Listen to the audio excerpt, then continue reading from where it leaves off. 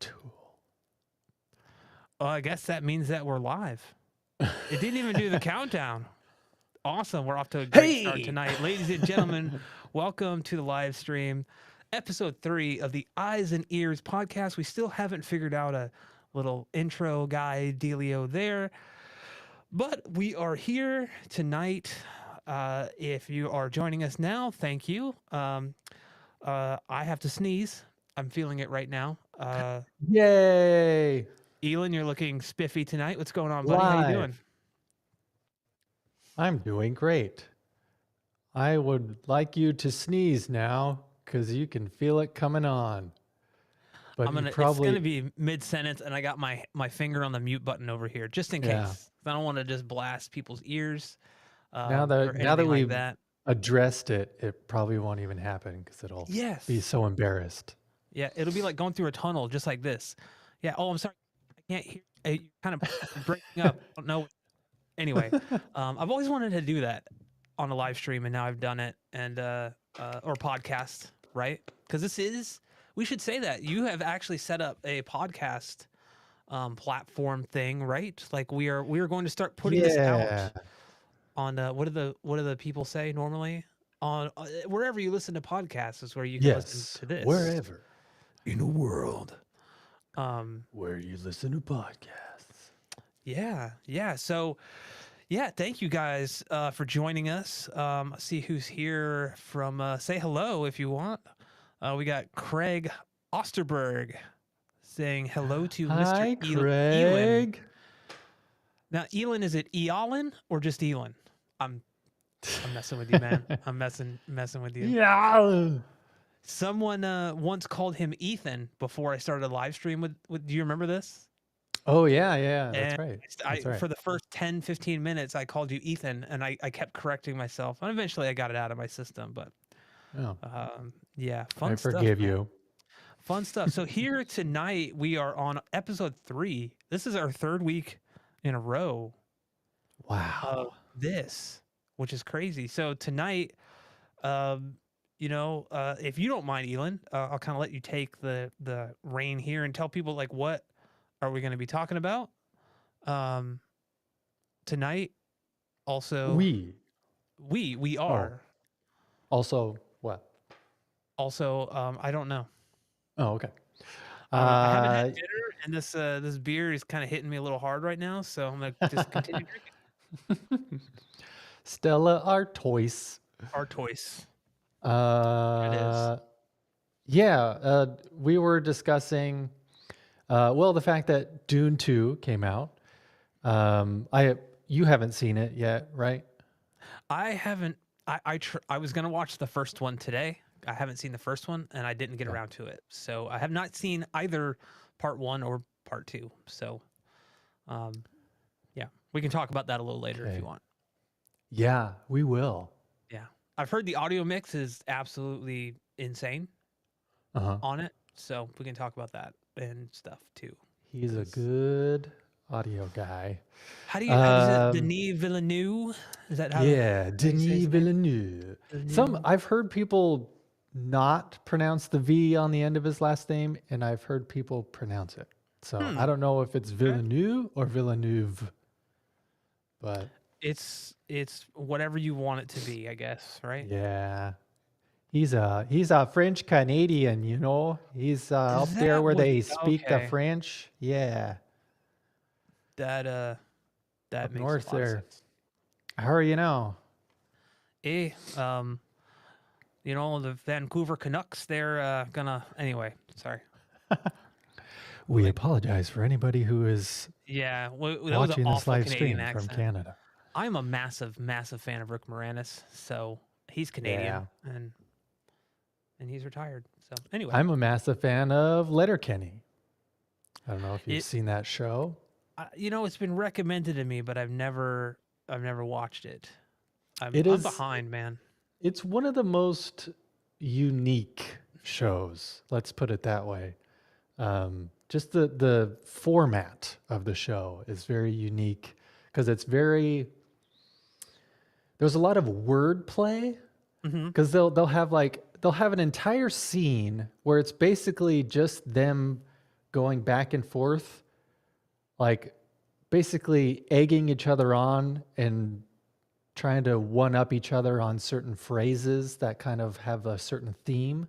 So like Yeah. it really has nothing to do with the plot, but at the same time, it's hilarious to just see their interactions just with these particular phrases and stuff that are just totally out of the blue and random. And Yeah. yeah. But also it's some of the stuff because it's really quick editing too. So like one person will say a line, the other person will say a line, the other person will say a line. Super fast edits. Mm-hmm. And they're also saying it really quickly too. So like some of the stuff they say, it's impressive. I'm pretty sure they had to take a few takes with some of them just to get those words out of their mouths. So Yeah. yeah, but they also have not so much in the later seasons. They did a final season that came out like December or something, but I have yet to actually finish the season. But the first few seasons, probably seasons 1 through 4, featured some really cool music too, like licensed songs. Not just like songs specifically written for the stuff, but Yeah. actual Yeah. songs from bands and electronic artists and stuff like that. And some songs I'd never heard of before, but definitely looked them up after I watched the episodes. I'm like, dang, Dang. that hits. So It hits, man.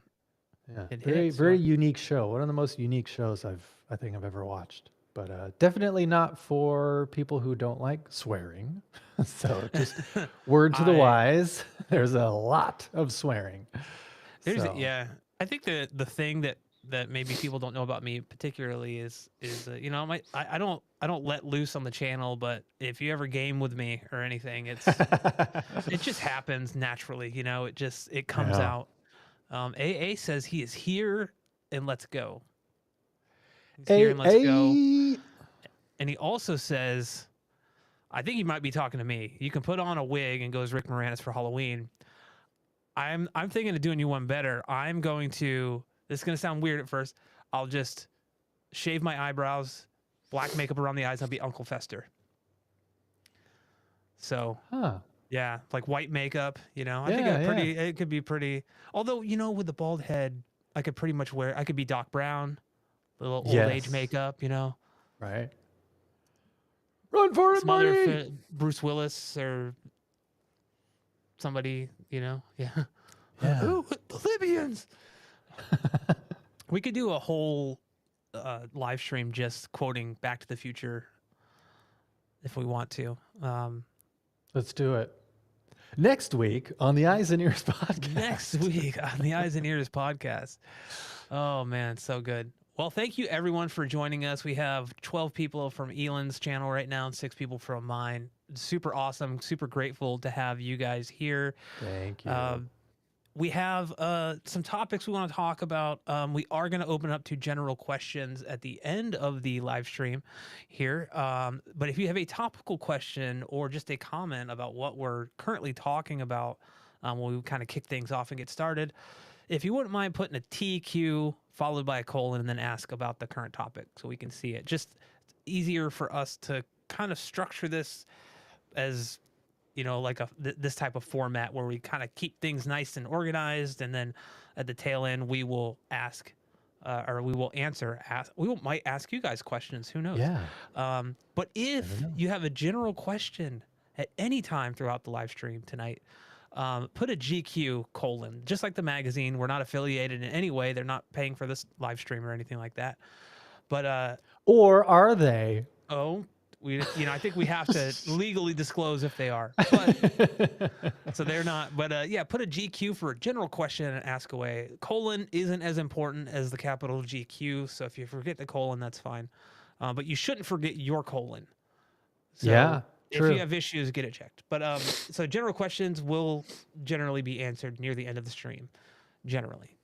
Generally. And if we have some downtime or one of us needs to step away for whatever reason for a moment, because we are doing this live and we have families and things in the background that might need tending to or something, then see Ealan got a text or something just now and is It's a wondering. phone call, but I don't need to answer it. Oh, yes.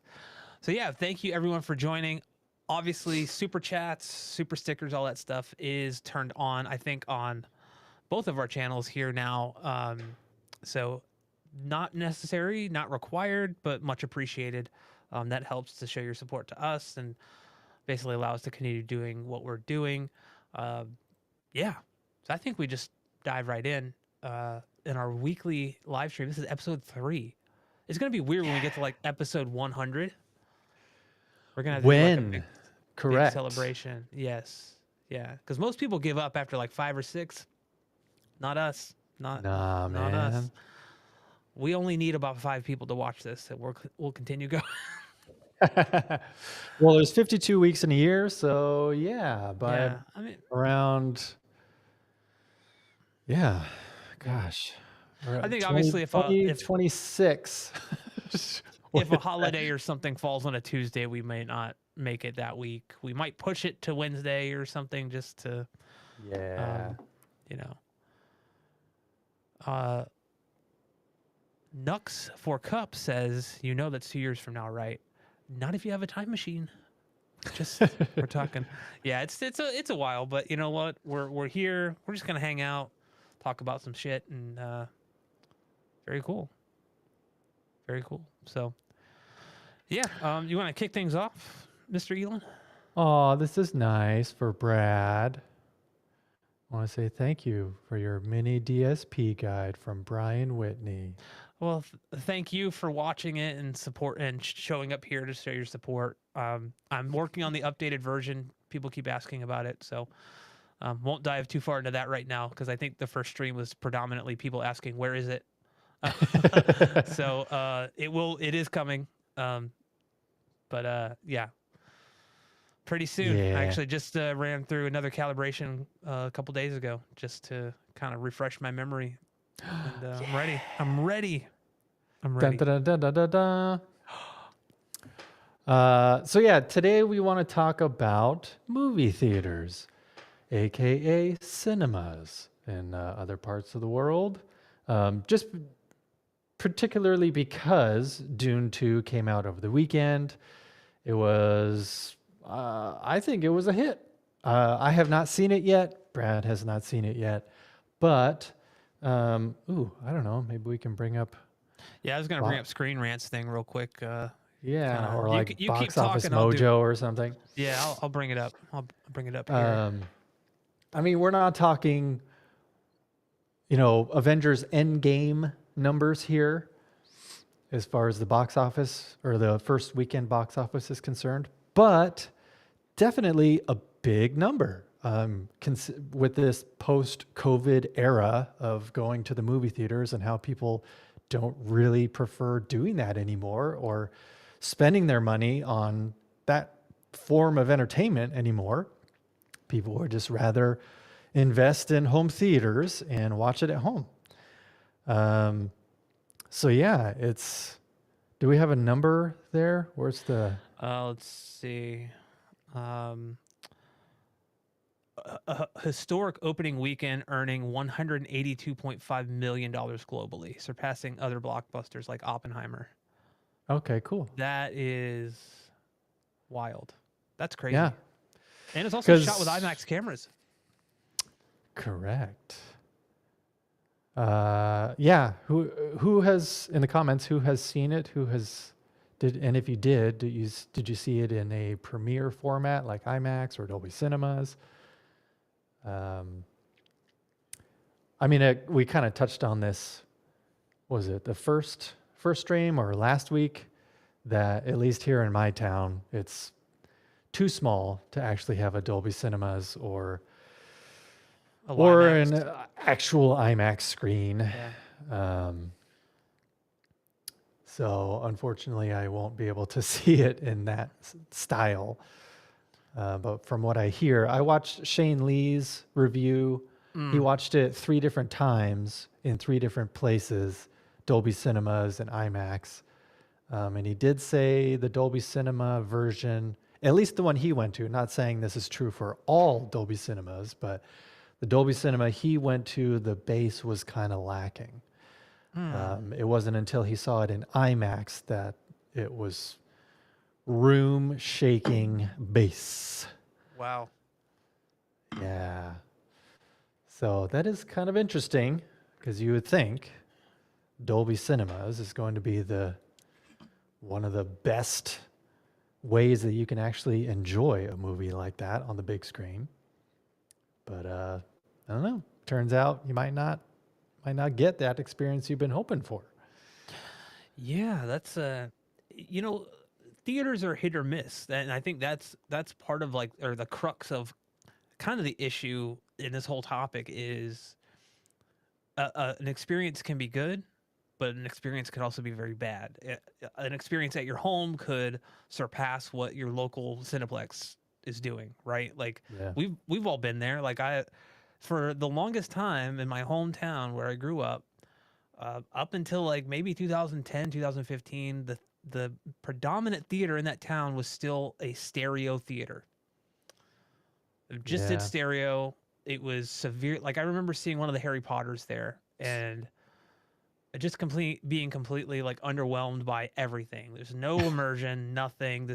I think this is just before they shifted over to digital projection, so it was Mm. still on film, and the film projectors were not maintained properly. They were out of focus. They were dim. Like basically everything that you don't want at a movie theater was like at this theater. And then when they renovated it, they updated it, but it just that the inconsistency with the experience is kind of what keeps I don't know me and my wife from going to the theater all the time. Yeah. Plus, it's No, it's expensive as true. hell. It's expensive as Yeah. hell just for It's two people. it is really expensive. And yeah, honestly, ever since um, I built my testing theater in 2022, Mm-hmm. and wow, it's So been did that long. I. It's been wow, it's almost been 2 years. That's Um, wild, right? I Time know, just right? flies, man. Because previous to that, I had never, had like a real, quote unquote theater experience at home. It was just, maybe some nice speakers hooked up to the TV or whatever.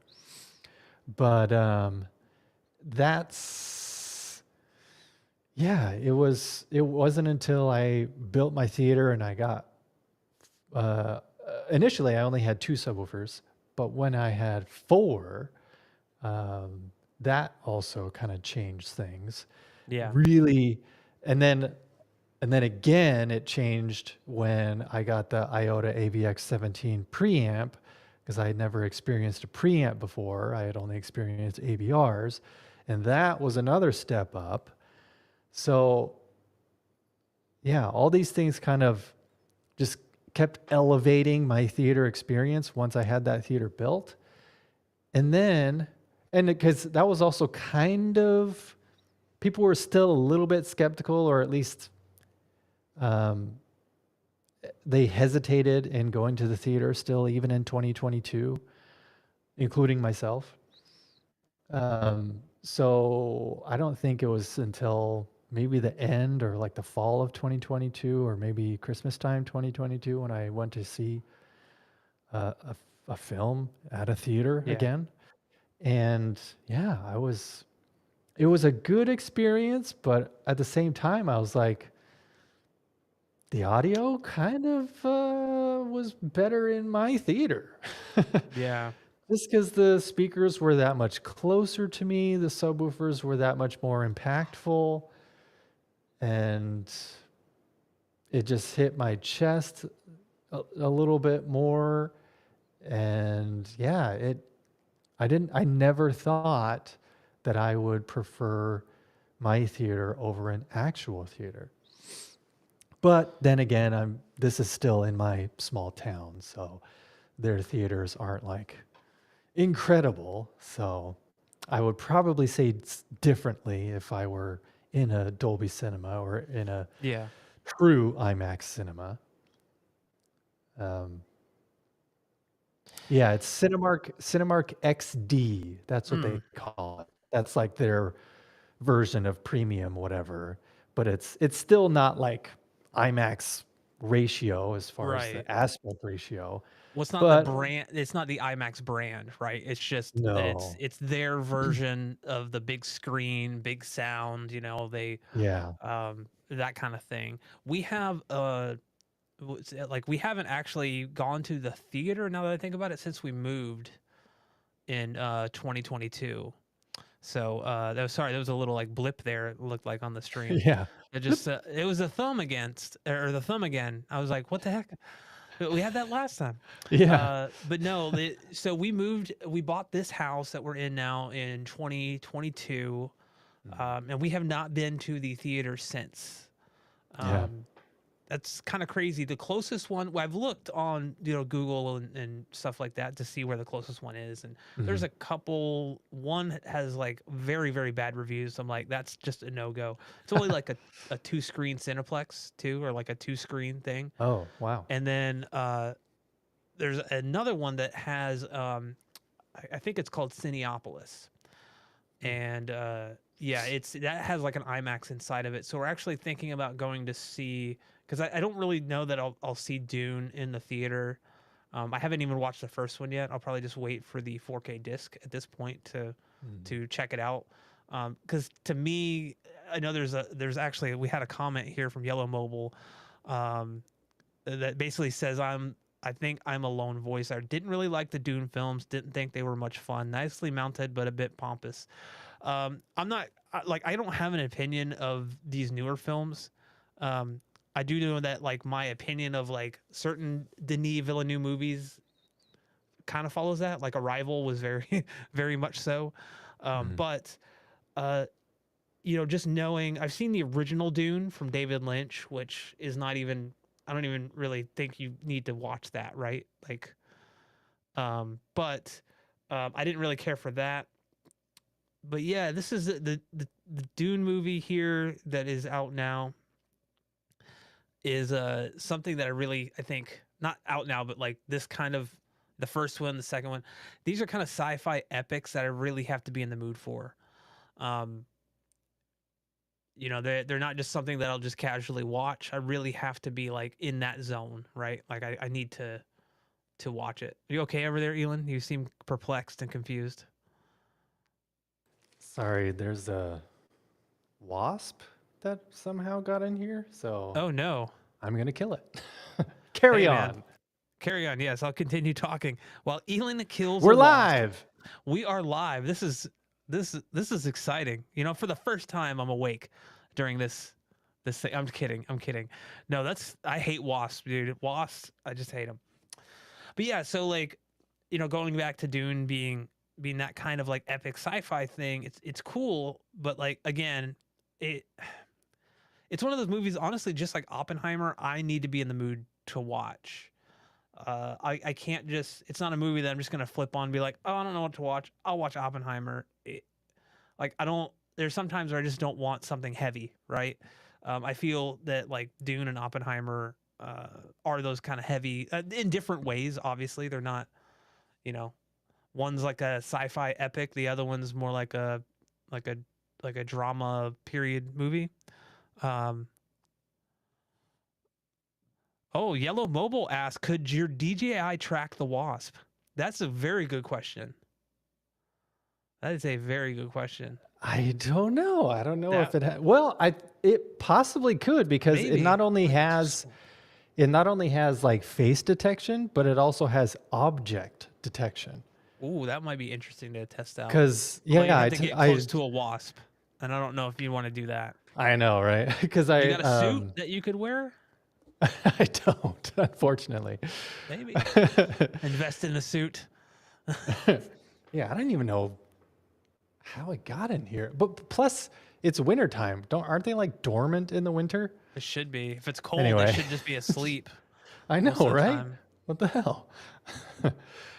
uh, but yeah, because I when I was testing it out, because you click like you press your finger and then drag, and then it'll Yeah. like lock onto a particular object, and I locked onto the DJI box that the camera came in, and Hmm. then I just moved the box around, and yeah, tracked it pretty well. So I'm like, oh wow. I bet that's for like products, you know? Like you can say follow this product as I'm talking about this product. So Yeah. pretty cool. So I turned my mic up just now. So Ealan, if I'm blasting you, let me know. Hopefully this sounds more balanced to you guys. I can't hear it on my end, so I don't know. Oh. But yeah, we had that comment a couple on the first episode too, but we didn't get it on the last one. So hopefully this is fine. We're kind of using different things and interfaces here, so that might be Yeah. why. Just trying to dial things in. But thank you for the comment, letting me know. Let me know how it sounds now to you guys. All right, cool. He says much better. Yay. So thank you for the heads up there. I'll make sure to basically with the Rodecaster Pro, it's weird. It's weird with live streams. It's definitely weird. Trying to figure honestly, if just word to the wise, if anything like that happens, don't be shy. Let us know. Yeah. yeah. We can take constructive criticism very, very well. I mean, hell, we take bad comments very well too, most of the time. yeah. No By kidding. banning that person. No, I'm just kidding.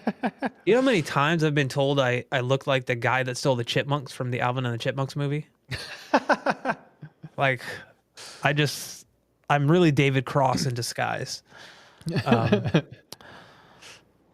yeah, so I mean, you know, Dune, like you were kind of trying to kill a wasp, or did you successfully destroy the wasp? I did. Yes. Good. I got to be careful with a thumbs up too, because I don't want it to freeze again. But you don't need to see this. So we were talking a little bit about that, and you know, Dune kind of being, you know, this big opening movie. I was saying that, you know, it's kind of something that I need to be in the mood for. It's not necessarily just something I could turn on.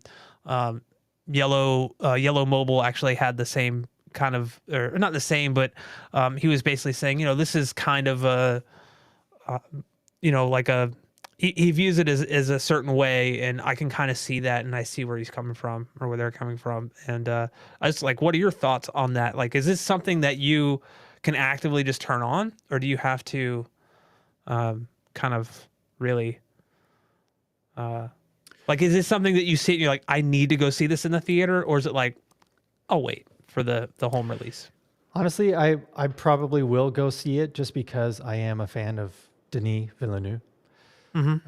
So I just want to see. Well, also, I mean, it's not just about the story, but it's also the fact that I understand the lengths that Denis Villeneuve goes to create a huge epic movie like this one, because he is still, you know, Christopher Nolan, Denis Villeneuve, they're one of the top directors right now because they still, like, they really know what true cinema is.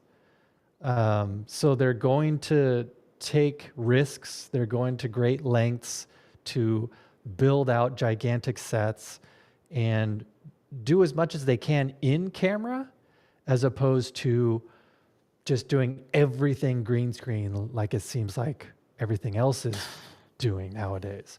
Yeah. So I really enjoy how they're still pretty old school in their logic behind creating cinema. And it shows. And just I haven't seen Dune 2 yet, but I know the black and white scenes were filmed in infrared camera, or with infrared cameras. Yeah. Just to give it this kind of creepy look, and the skin looks a little bit translucent, and yeah, just things like that. Like, it was just a suggestion from his cinematographer. And Denis was like, yeah, let's try it out. Let's do it. And it turned out to be like one of the coolest aspects to that movie. Yeah. So just having that open mind and having that collaborative mindset, and just hearkening back to an earlier time before green screen and CGI just kind of took over. Yeah. So I really appreciate that about Denis. Yeah. And I think you kind of hit like a nail on the head. Like you and I, like a lot of people may not know this, but Ealan and I are very similar in kind of like our love for cinema, our love for creating films and short films, and kind of engrossing ourselves in like the behind the scenes. I think I've probably watched more behind the scenes than like an average person does in their lifetime in like 5 years, right? Like I love Right. that kind of stuff. But like you said, there's a difference to like maybe how you and I watch a movie and how our brains perceive it than like how other people perceive it. And I'm not saying that like in a negative way whatsoever. It's more like we see we see all the technical, not just shortcomings, but all the things that they've accomplished, but we knew what it took for them to get there. Yeah. Whereas like someone, from they don't realize, wow, 200 people made this movie. It's like you really only see, who do you see? And you see the director, right? And you're going to see the actors on like talk shows and stuff promoting the film, but you never hear about like the second AD or the audio engineer that like, or the on location. Like all these people had a hand in that, so we know that it's like, oh man, they got that shot, in like the perfect lighting, and they waited for this. They had a 10-minute window to get it. You hear like about that stuff all the time. It's super cool. But I think also, and I know we're kind of going a little off topic here, but do you ever find that it like hinders your enjoyment of a movie that you've never seen before because you're watching it with that kind of mentality where you're like, okay, like the movie is good, but like I can't get past the crappy green screen in the scene or like the really obvious CGI. There was a to speak on that just briefly. We watched the latest Aquaman movie, and there was a scene where a character has a beer, and it was very obvious CGI bubbles in the beer. Oh, come on. And it was like yeah. So it like completely like took me out of that whole like scene there. I was like, anyway. But do you find that you kind of have trouble focusing on kind of more of the positive aspects, or maybe you're just more critical than most people because of your view on everything? I mean, I am critical, that's for sure. Or at least like, just because I have such a trained ear when it comes to just audio in general, and, having been trained to mix music and things like that and be able to pick out anomalies that shouldn't be there. So that, I just can't turn that off. So, I notice immediately when there is ADR in a movie. Oh, yes. Yeah. When it's obviously a line that was recorded after the movie was filmed in a studio, I can always tell like, oh, that audio was on set, but that sentence was done in a studio. Yeah. Like I can always just tell immediately when I hear that. So yes, I can notice it, but does it totally throw me off to the point where I'm just not going to watch it anymore? No. Like I'll continue watching it. Even if I see like really bad CGI or something, if it's entertaining, then yeah, I'll stick through it. But it's very rare that I'll actually turn off a movie without finishing it. Yeah. This made me chuckle because I see it so many times in movies, or when dead characters on screen keep breathing. They need to practice breath holding or something. Or when it's like a close up of their neck and you see their heartbeat, like their pulse through their like their vein. There's something to be said about like I mean that kind of stuff is like, okay, like obviously I know I'm watching a movie, right? That kind of thing doesn't take me out necessarily. There's been very few movies where I've just turned Mm-hmm. or walked out of the theater because of like some technical issue. There is one movie in particular that physically made me ill to continue watching, that I just had to turn off. And it was the last Resident Evil movie that came out.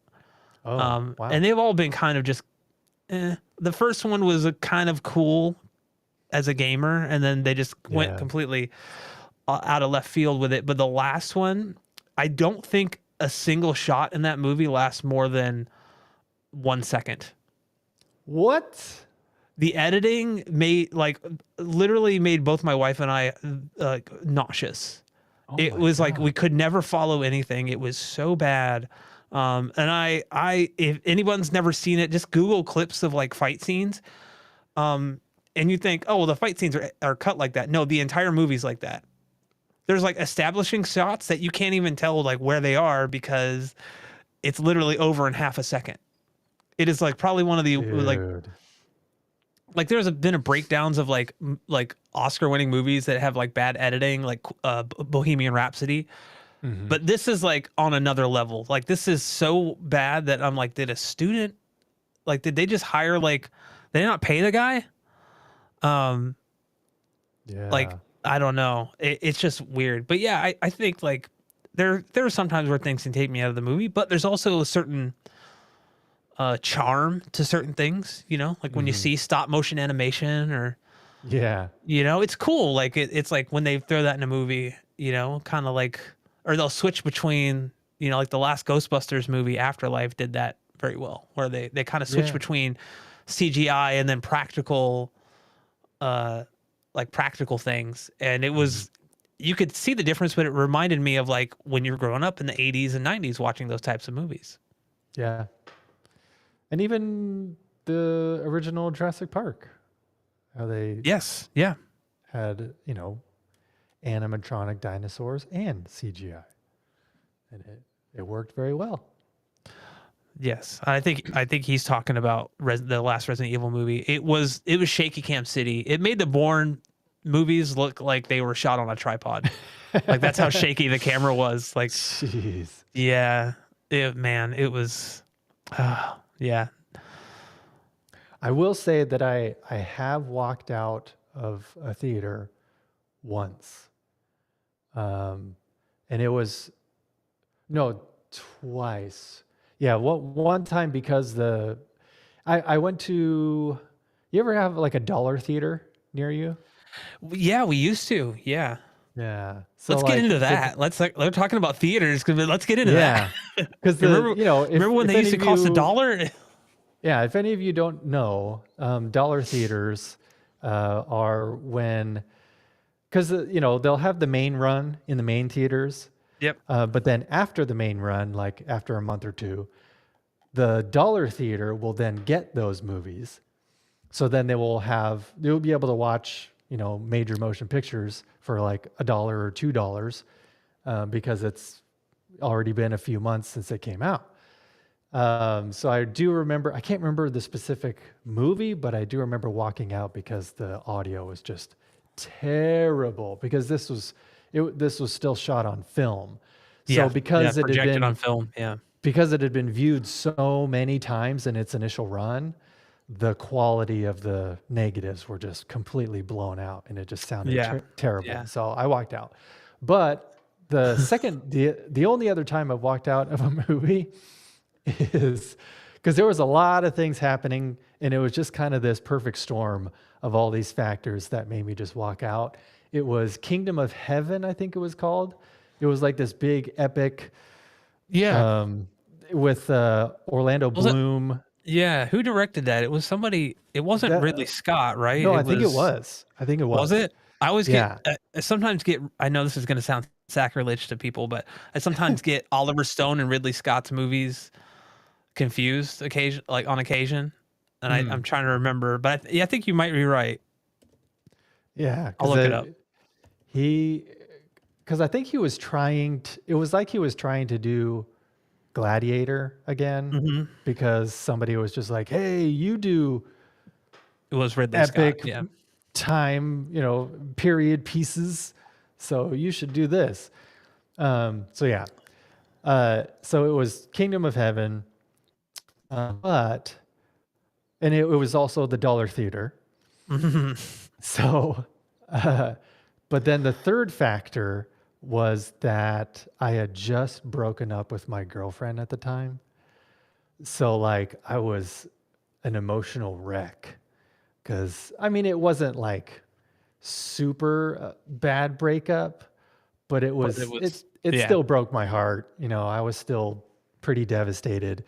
So I guess just to get my mind off of it, I went and watched Kingdom of Heaven. And it's like, it's another like 3-hour epic journey.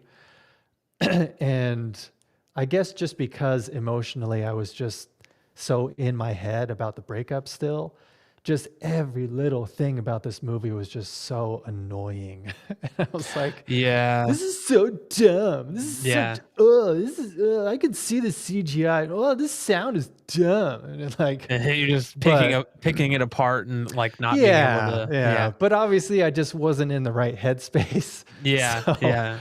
yeah, I bet if I watched it again, I might think differently, but maybe not. Who Who knows? knows? Who knows? I was thinking of Alexander when you were talking about Kingdom of Heaven. That's why I was. Oh, Yeah. So I also get their movies mixed up. Apparently. yeah. Who knows? Hey, Gladiator 2 though is next year, and the budget beats Avengers. I'm on the fence about this one because Ridley Scott's more recent films they've not had a great track record. Yeah. The Duel was okay. Yeah. But It who was knows? okay. Who knows? Also to go Wait, back real quick. Oh, go ahead. AA, like it's official then? Gladiator 2 is happening? Oh yeah, yeah. I actually saw a video that says don't ask Russell Crowe about Gladiator 2 Yeah, because that's what I saw. Was that Russell not Crowe was like, it'll never be made. Don't ask me again. apparently like they've rebuilt the Colosseum on the same location that they built the original one for the original Gladiator, but like Oh, Russell Crowe is not in it. that's So what I people keep figured because asking about he's it, too and old. well, he's also, spoiler alert for no one that's seen Gladiator. You've had about 20 plus years to see it. Yeah. He dies in the movie. Yeah. Because I mean, I don't know So if, like, maybe they're gonna yeah, do flashbacks or something, but yeah, or who knows? like Well, or they're like gonna have de-age him, him because he does not look yeah, like he did back then. like have him stand in, but then de-age him. I don't know. Yeah, but I But wanted to highlight this real quick. Like I saw someone break down the cuts in the latest Ari film. 5 cuts for 1 punch. So 5 edits for a single what? punch. Dude, I'll have to send you some clips. Like, Wow. yeah, I remember talking to someone at work at like where I worked at the time, and I was like, dude, yeah, this movie's just garbage. Like we couldn't even get through like half an hour of it. And he's like, it can't be Mm. that bad. And so I brought up like the first fight scene, which was like, I think it was like on a tank or something. And it was completely like, even in context, you couldn't really follow it. Out of context, it was like complete like dog shit. Like it was so bad that I was like, how does this like, and I had people like, oh, you're crazy. Like I had no problem watching the movie. I'm like, well, like good for you, but like it Yeah. wasn't. Yeah, I none of the other Resident Evil movies were edited like that. Like you could actually Right. follow what was going on, even though the plot was kind of like stupid and like some really really bad CGI in spots. But Mm. there were some cool action scenes, which is why you watch them. It's kind of like, you know, if Michael Bay directed Resident Evil, kind of, Right. crap like that. But yeah, I think like it's definitely worth just watching a clip on YouTube Mhm. because you're like, yeah, I saved myself so much money on this. Why It's would not well they done at all. why I would they edit it like that? Was I it don't just know. I mean, yeah, were the performances that bad it to could. where I don't know. I've looked at like the guy that edited it and his other films, which he doesn't have. I don't think he has a ton of other work that he's done. yeah. Um, yeah, I don't even remember his name. I think I blotted it out of my memory for good reason. Because it was just that was one movie where had I gone to the theater, I would have walked out. Yeah. Well, yeah, especially if the screen is that big and there's that many cuts. If it made you and your wife nauseous just on your TV, man, Yeah, it would have been amplified in a theater. it's crazy. It was I couldn't imagine it. Going back to like the dollar theaters you were talking about, I have a Mhm. few experiences from that. I don't know why I keep getting thumbs up on my screen. It just happens. Does my Oh, audio cut it's out? no, it's because you're resting your hand like that. Oh, Wow. I Okay. just Well, noticed I'm gonna that. Yeah. fist my. There we go. Okay. Well, good to know. No. So I remember seeing one of the movies I remember seeing in like the cheap theater was Castaway, which is Yeah. already a fairly dark film, and the issue was the print was so old at that point that it was really hard to make out any of the dark scenes. Oh no. Like there were like to kind of give you like an indication, there's a part where it's like you can kind of see an island or the mountain, like where you see like the mountain kind of on the island. You Yeah. couldn't see that at all. It was just like a blob. Like it was and the other experience was actually weird. We went to go see Final Destination, the original. So this is like 99. Ooh. Yeah. And about 20 minutes into the movie, the projector lamp burst and like fried the celluloid, like burned the celluloid. So like you've seen, Oh. if you've seen clips of like what it looks like when film is burned and gets too hot. Yeah. We saw that on the big screen. Never seen. I'm like, is this part of the movie? And then like if you look, we could just see smoke in like the projection room. And so then Whoa. they came in and said, hey, like, we'll give you guys, like 3 or 4 free tickets each, but like we don't have another print of the movie. So come Oh back in a week man. to see it. Huh. Um, yeah, it was. Yeah, I have some other like I think that's like one thing we're going to talk about is kind of like our experience of at the theater, like people's not necessarily having the best etiquette, which we don't have, like we can touch on soon as after this, but like I thought that'd be kind of cool to share some stories about Yes. some things, and it kind of runs Yeah. the gamut from like just absolutely like ridiculous stuff to like, oh well, that was awkward, you know. Right. Yeah, No, but it's true though. Like that's, I mean, yeah, that's honestly why a lot of people just prefer to watch it at home now, yeah, just because, um, I mean, I don't know what's going on with people nowadays, but it just seems like like you said, the etiquette, has just gone out the window and people just kind of do whatever they want. Because, as a kid and even as a teenager, I saw so many movies in the theater because it was just the thing to do. Like, especially when you're in high yeah, school and stuff, yeah. like you and your friends just want to go see a On a movie on a weekend or something. Friday Yeah. night. Yep. Yeah. So that's just what you do. And I don't remember any time having like just this incredibly obnoxious person or a whole group of obnoxious people like ruining a movie. It was just like everybody just kind of knew. Yeah. So I don't know what happened between the 90s and now, I mean, but I can throw a guess out there. Cell phones. well, yes, We're that is the amount definitely of one of the reasons. yeah. I mean, I think that's like when cell phones started to become like I'm sounding like a boomer, right? Like, but no, Back in when my day. the worst thing is when you're in a darkened theater and you just see someone's like light from their phone in Mm, a couple rows in front of you or whatever, and it's like they're on their phone the entire time. I've yeah. seen people have full on FaceTime conversations in a movie theater, like yeah, it's Yeah. like why are you even at the movies? Like, Yeah. and then there's also like I've read people think that like going to the movies, going to the movies is like a social gathering thing, and they want to have a conversation during the movie. That's not no. No. Like you go to a restaurant, sure, Yeah. that's like kind of a given, but like you're gonna pay $20 to see a movie or however 15, $20.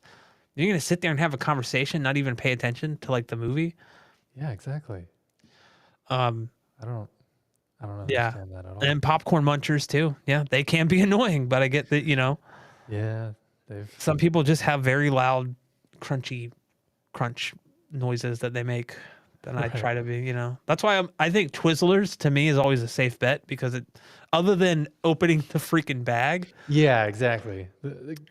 Because but typically, speaking of home theater etiquette, it is yeah, good to open your packages before the movie starts or during previews, you know, Yeah, yeah, during trailers. yes, yeah. And let me think. But You know, I'm one of those people that back in the day before YouTube and all that stuff, right? You didn't really have access to any of these trailers that you have now, yeah. where it's like they're coming out with the trailers before they're even on the movie. Like, so Hmm. it's cool to like have that. Obviously, with YouTube, you're limited to stereo, and things like that. I think there are other sources that may have higher quality. Maybe, I don't know.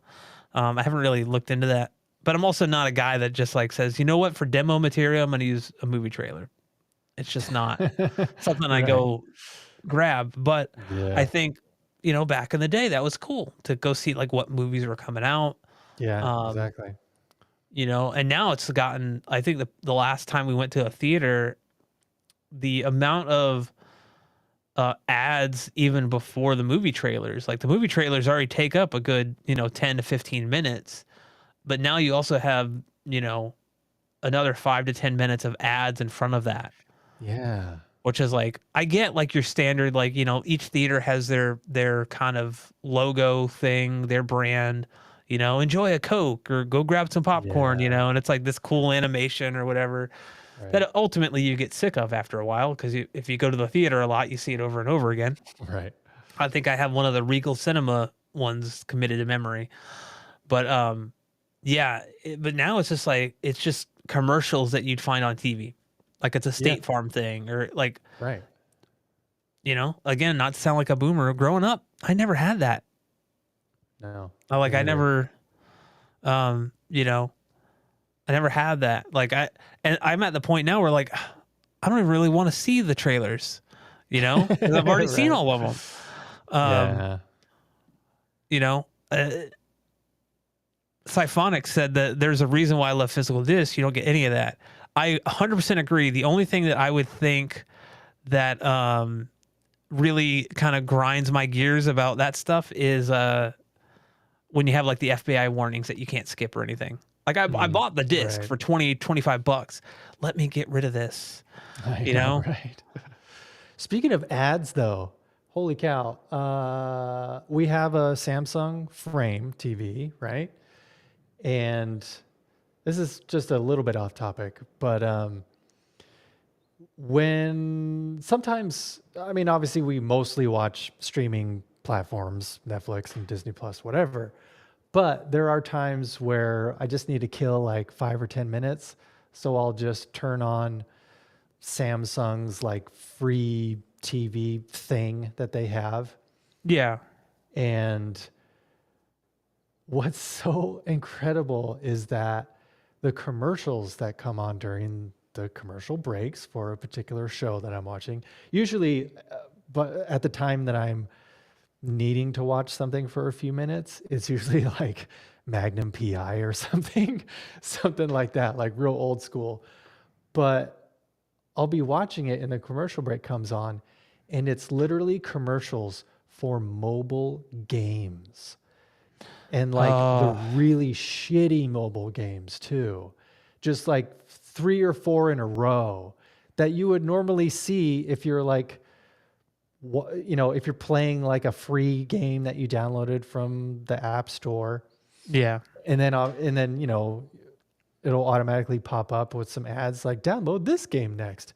It's the same exact thing, but it's on television. Like that's what we've come to is Yeah. having mobile game ads on television. It is wild. I never thought I would see the day, but apparently it's here. This is now. This is the future. So it's crazy. It's crazy how just advertising in general has changed so much. It is very strange, like how, like it, I mean, you and I like obviously get people that will email us and say, "Hey, would you sponsor this or could you do that?" And I've gotten a couple of like mobile games that I'm just like, no, I'm not gonna pimp out Raid Shadow Legends. I'm sorry, like I Right. just stop playing garbage, people. Like just don't do that, Um, but yeah, just like the way advertising has changed over the years, to the point where like even like going to a movie theater is like you have to, and it's almost like the expectation now. Like you're gonna see Nike ads, or you're gonna see like Mhm. just a commercial you'd find on YouTube or on Hulu or on like cable or something. It's crazy. And I'm Yeah. like, when did like the movie tickets are already expensive. It's like we're already like paying out the ass for a lot of this stuff. And Yeah. Yeah. the theaters just kind of want more money. And that kind of goes back to, our movie theaters dying. Cause I know prior to COVID, they were already kind of hurting, right? And Yeah. then the pandemic kind of, I mean, it hurt so many businesses and so many, things, Mhm. um, that they were closed down for a while. And, now I think, there's always going to be like these kind of big tent pole movies, that it's like, okay, there will always, I don't want to say there will always be a reason to go to the theater. But I think even in the description, you'd put something, or we put something like, our indie films in theaters, a thing of the past, right? Because you don't see a lot Yeah. of that, right? Like, Right. um, and I feel like, people like Denis Villeneuve and Christopher Nolan, Gareth Edwards, who we talked about last week. Mhm. These guys all have kind of indie filmmaker sensibilities, but like on a big budget Hollywood blockbuster production, right? Like True. Yeah. that's kind of the difference between like them and someone like, I want to bring up Michael Bay again, but like that he That's predominantly what I makes was these, thinking though. he's like he doesn't, even Martin Scorsese like has that kind of like indie vibe to him in a Mhm. lot of aspects. Quentin Tarantino does. Even if you don't like any of these directors, you don't like their films, it's like they have a certain style that Mhm. is not mimicked anymore by like, I mean, Quentin Tarantino stuff is prolific, Scorsese stuff is prolific, Nolan stuff is prolific, that other films do tend to borrow things, right? I mean, that's kind of how Mhm. like Hollywood operates anyway, Mhm. in terms of like, okay, it kind of inspires someone else to do this, or um, whatever, and they just kind of copy that, or think, hey, I mean, I'm going to bank off of this, and it's not handled with the same kind of care and attention that those guys put into it. Yeah. And to Yeah. speak to like the indie filmmaker thing, I think that is a few years ago when I think Martin Scorsese came out and said that, you might remember this, where he was talking about like how the Marvel movies are like adventure rides, or adventure Yeah, rides, or like like theme theme park park rides. Yeah. rides. Right. Right. And I think, his point to that was like they're getting butts and seats, but like they're preventing other films, smaller films, that, because not everything needs to be about Captain America or Iron Man. Because honestly, Mhm. like I got so sick and tired of superhero movies after a while. I'm just like, I need something. Just give me two people talking in a room, please. Like I just I Right. want that, like. Yeah. But there's so many stories out there. It's like you can't just limit it to these big kind of action set pieces. But we're in like a weird time where theaters are, I think, still struggling. And they're, when you have movies like Dune 2 and Oppenheimer and Barbie and these big movies that are just cash, like money makers, right? Like Yeah. they're like, those are the ones that honestly keep the theaters open. But I don't know, if you were to ask me, I think that's maybe a good question to pose is do you see movie theaters being a thing in 20 or 30 years? I don't know. That's a toughie, with the way technology is going. Well, I think it's no longer going to be like these big chains like AMC, Cinemark, that kind of thing. I honestly think movie theaters are going to have the same trajectory that physical media is doing right now. Mhm. Meaning, you know, Best Buy, big box stores, they've decided not to carry physical media anymore because they don't really, the margins on them aren't good for them. They don't really make that much money when they actually sell a Yeah. copy of a movie. So they're just getting rid of that. So that doesn't mean physical media is going away. It just means that the big box stores just don't. see it being worth it to carry them anymore. Yeah. Yeah. So the companies that are getting the rights to print physical copies of movies are more just smaller boutique labels. Because I don't know if you follow or know of Jeff Rossio from Films at Home. Hey, I'm familiar. Yeah. Because he and I are pretty good buddies, and that he talks about that all the time. He's like, yeah, Target doesn't really carry any physical media. They don't, man. Best Buy's getting rid of their physical media. Walmart's like one of the only standouts right now that actually still sells 4K Blu-rays. But they're probably going to get rid of them at some point, I could see. But he does mention like Vinegar Syndrome and like other boutique labels that are buying the rights and, you Yeah. know, selling these physical copies of movies that come out. I honestly think movie theaters are going to go the same way. I think AMC is probably going to go bankrupt. Cinemark is probably going to go bankrupt. Mm-hmm. But out of those ashes are going to pop up smaller, just little boutique theaters that maybe have like 5 theaters tops, or maybe 5 to 10 tops. And instead of having it be like a nationwide franchise, it's going to be just more regional. Like, oh, this one is just kind of, they have a few theaters in Northern California. Oh, they have a few theaters in New York and Omaha, Nebraska. Or, Right. like instead of it being a nationwide thing, you're just going to have all these different boutique companies all around the nation providing some sort of cinematic experience for those who still want to have that experience. That's kind of what I see happening. But I mean, yeah, I mean, you could be right. Yellow Mobile actually brings up a good point. Is if their theaters are still around, will they be using giant TV screens instead of projection? And I think that is a very real possibility. I mean, kind of it's not comparable, but I mean, look at billboards, right? Like growing up, you never saw digital billboards. You never saw billboards with screens on them, and now they're just popping up everywhere. Yeah. The customization is there. I think with tech like this, display tech is it continues advancing. It gets bigger, brighter. Not just in terms of general like all content's going to be this bright. I think because I don't think HDR is going anywhere. A lot of people are like HDR is like 3D. No, like I think HDR is going to be here to stay. Yeah.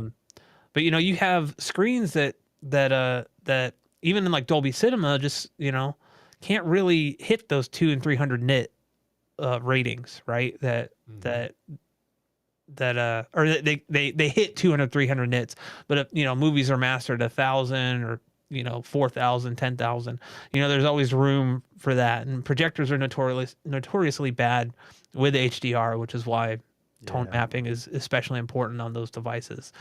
But as display technology improves and increases, becomes more affordable, maybe not even more affordable, maybe they spend $15,000 on a massive mini LED wall that's customizable to whatever screen size they want, because those things like that exist, like from Sony and stuff. There's no need to spend $30,000 to $50,000 on a Christie projector anymore. Problem is, what happens with that mini LED wall? Like something like it develops a fault or something goes wrong. I don't know. Well, I mean, that's also the nice thing about those, is that since it's a panel of several smaller panels, if one of them goes out, then they just have to replace that one little panel as opposed to the entire screen. The other thing that they're going to have to assess is the fact that cinema projector screens are acoustically transparent. There you go. So I just brought up this comment that said the exact same thing. that screens are not acoustically But they all they have to do, I mean, obviously it's going to be more money, right? And also more money to calibrate, but they'll just have to have a speaker above and below. So then it has like a center image, like a phantom center image. So it's doable, especially in a cinematic setting. But I get it. It's just more things we need to think about. Like if Right. that's the direction. Although I do agree. I think LED panels should be the way to go in the future. Yeah. I mean, look at even like concerts and stuff, and like where, you know, Symphonics even mentioned EDM festivals have full backdrops with Think Video.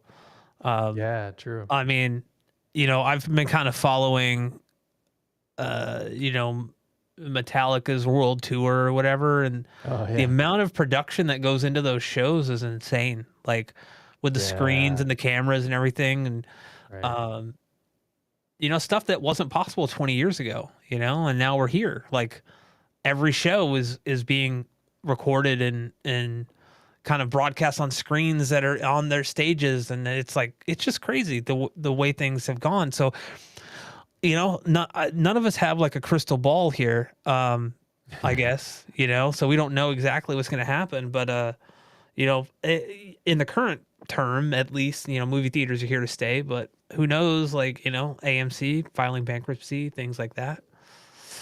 Yeah. It's a hard thing to it's a hard thing to like kind of gauge, I guess. Yeah.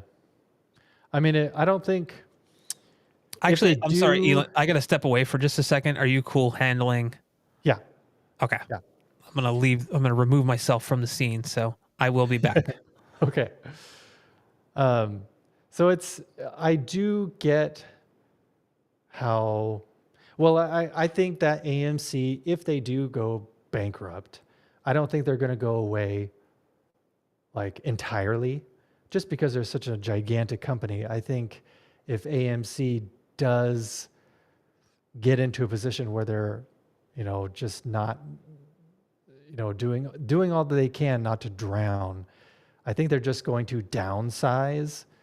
Kind of like I was saying, it's probably not going to be nationwide anymore. It's maybe they're only going to have theaters in the major cities, New York, Los Angeles, Chicago, Miami, whatever. So I think that's probably what's more likely going to happen instead of AMC just completely dissolving into nothing. But yeah. Let's see. Yeah, thanks to filmmakers like Nolan, everyone and their dog is going to IMAX Dolby Cinemas now, and there's a huge lack of those theaters.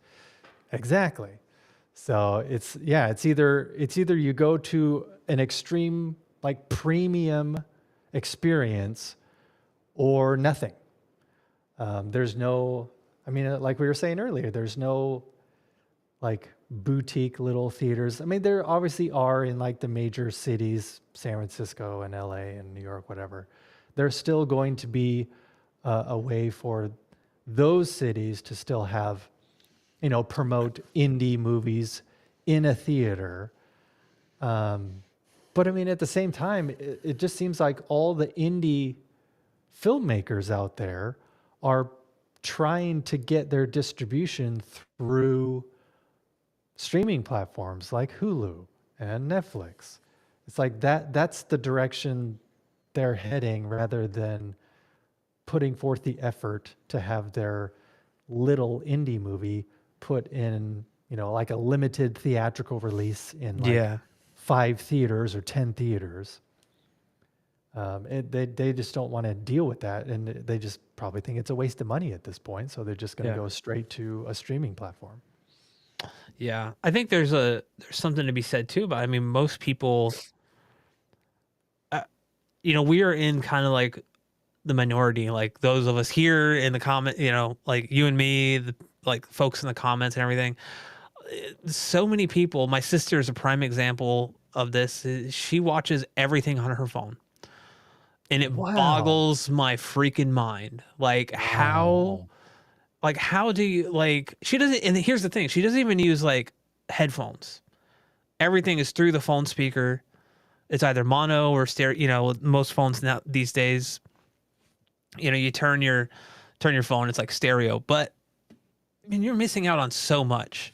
And I Yeah. think that, you know, there's like an immersion thing that you get with having some type of home theater, even like a large TV with a halfway decent sound bar. You know, I'm not the biggest fan of sound bars, but they do serve a purpose, and they have a function for a lot of people, and that's cool. Like, I'm never gonna like rag on someone for having a sound bar, but if they have the ability, unless they have the ability to go full on discrete, you know, separate, I'm like, okay, we gotta talk, buddy. You know, like like you're missing out on a lot of stuff here by having a sound Yeah. bar. Just let you know, like, hey, you know, I'll give you the info if you want to go above that, you know, cool. If not, you know, you don't have to, but we won't be friends anymore.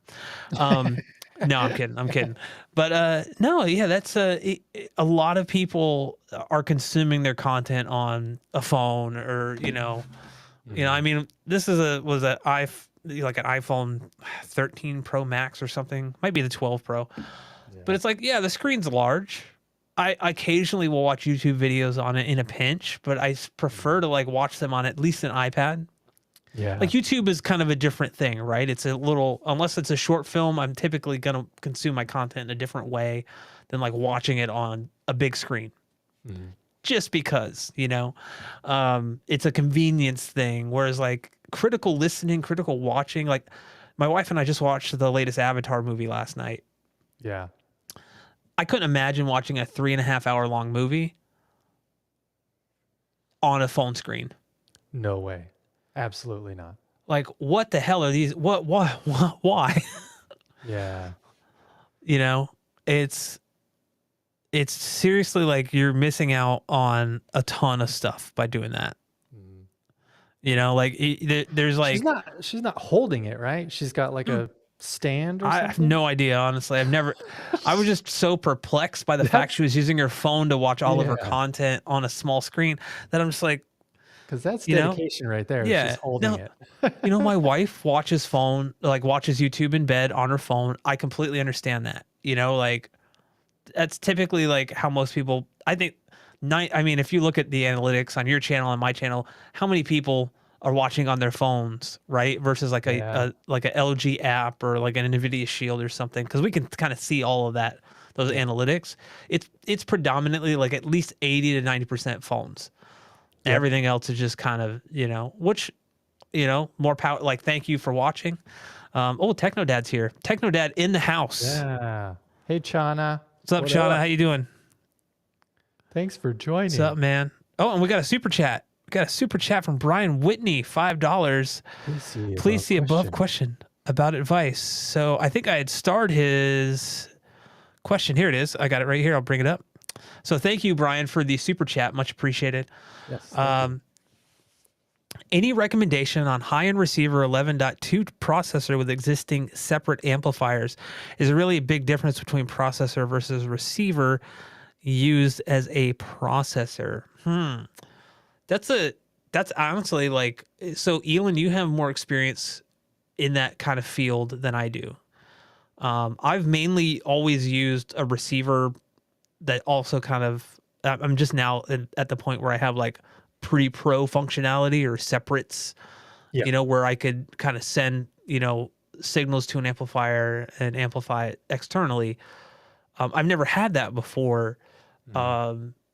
You know, typically, I mean, if like I can kind of just deduce from like my experience, if you're buying something that is simply this is how my brain would work anyway. If you're buying something that is just a standard preprocessor with no amplification, that's also very costly, they can invest more money into the actual components going into that instead of focusing on putting money into amplifiers, right? Amplification within the the processor, in turn making that into a receiver. They don't need to worry about that, so they can really focus on, you know, making this, you know, high-end processor high-end with, you know, costly components. Is that the case most of the time? I don't know. Like, I don't have enough experience with that. But like, you've had like Is the IOTA is that just strictly a processor? Or is there amplification inside as well, or? It is a processor. There is Okay. no amplification whatsoever. But it is still technically like one of the most budget processors out there. Yeah. So it's not like super high end like an Arcam or, the Marantz AV10. But actually, to kind of piggyback off of Chana's answer here, I mean that's honestly one of the reasons why, in my mind, and obviously in Chana's mind too, the fact that you get XLR pre-outs instead of just RCA pre-outs, it really does make a difference with the noise floor, because you've got a balanced cable and balanced, audio topography going on, which reduces the noise floor, which seems like it makes everything more present, more noticeable, even fine details. It makes the channel separation that much more separate.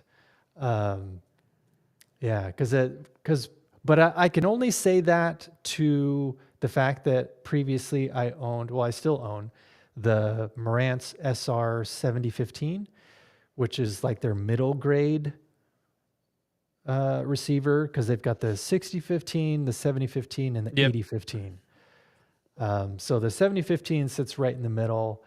When I hooked that up to amplifiers through its RCA pre-outs, I mean, obviously it sounded great, but man, there was just something that level of detail, and especially with the bass response, the bass response was truly like I was in a cinema.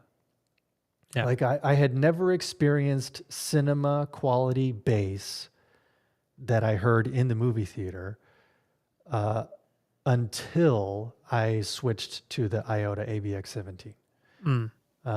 There's just something about having a processor just only doing audio processing, HDMI switching, etc., and leaving all of the amplification up to external amps. There's just Right.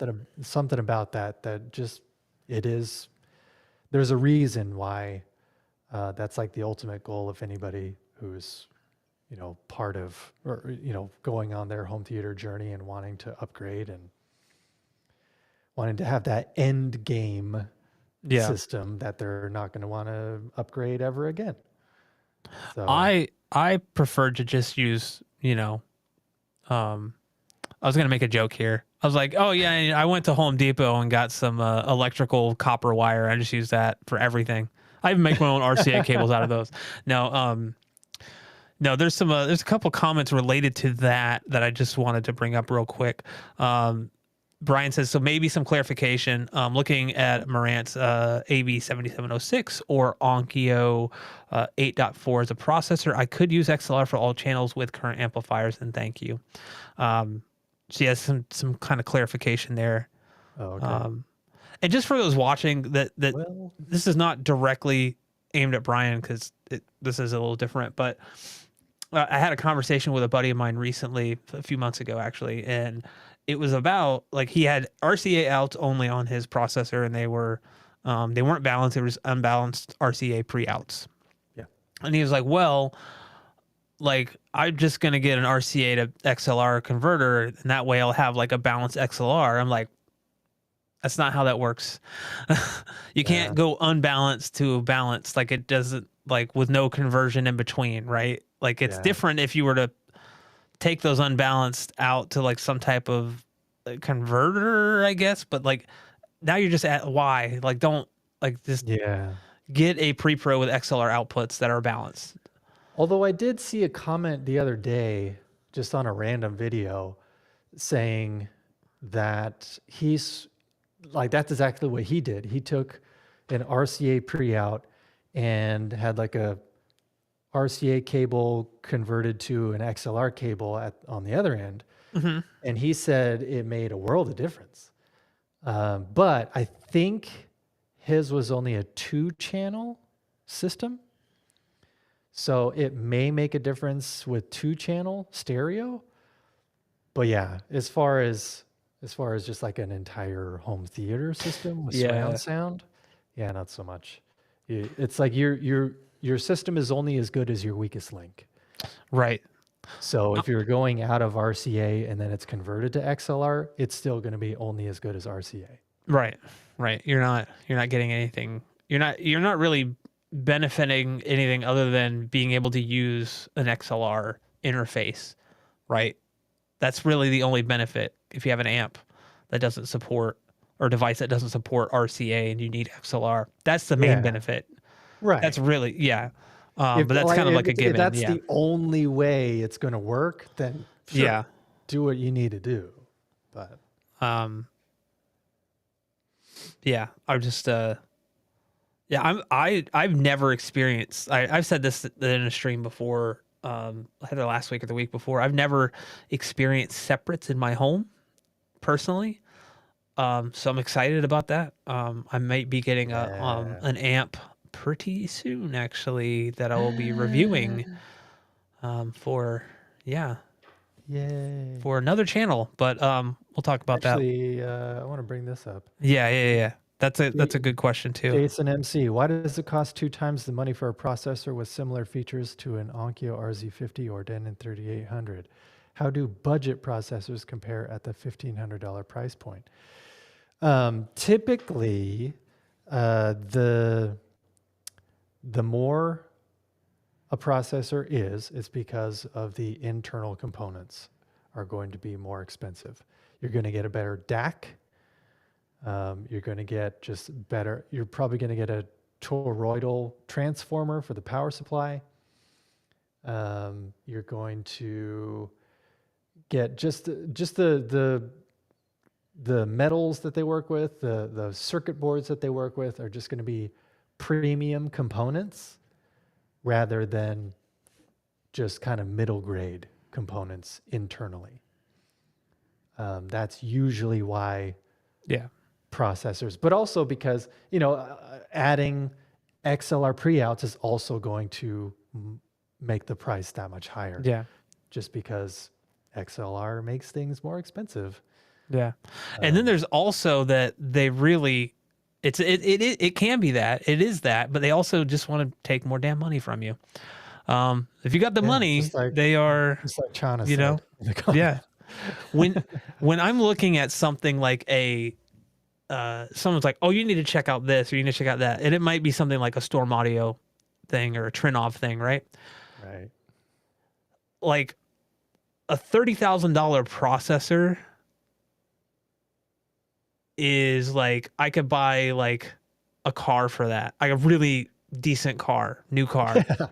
I could Yeah. buy a few decent used cars for that. I swear I'm not drunk. It's this is my fourth beer. It's fine. No, it's but no, there's that's kind of like end game level stuff. If I'm being Yeah. completely honest, that's for someone who's already invested $200,000 into their home theater or Yeah, something, and they want exactly. that when like that process. And besides, like a processor, things like that are always changing too, right? Like to me, it doesn't make sense to invest in something like that when my whole home theater costs $13,000 or something, along those Yeah. lines. Like it's like over double the cost of what my theater. Like that doesn't make sense to me. And it's also kind of like, yeah, I'm sure there's technologies and stuff that's cool like in it, but man, I don't know. Like I had a friend who just got a couple Ashley Proteas, which are like, think of like a multi-channel mini DSP kind of thing. But they Yeah. use Phoenix connectors. Right. And they were recommended to him by Anthony Gramani. That's his name, right? Oh yeah, yeah. Yeah.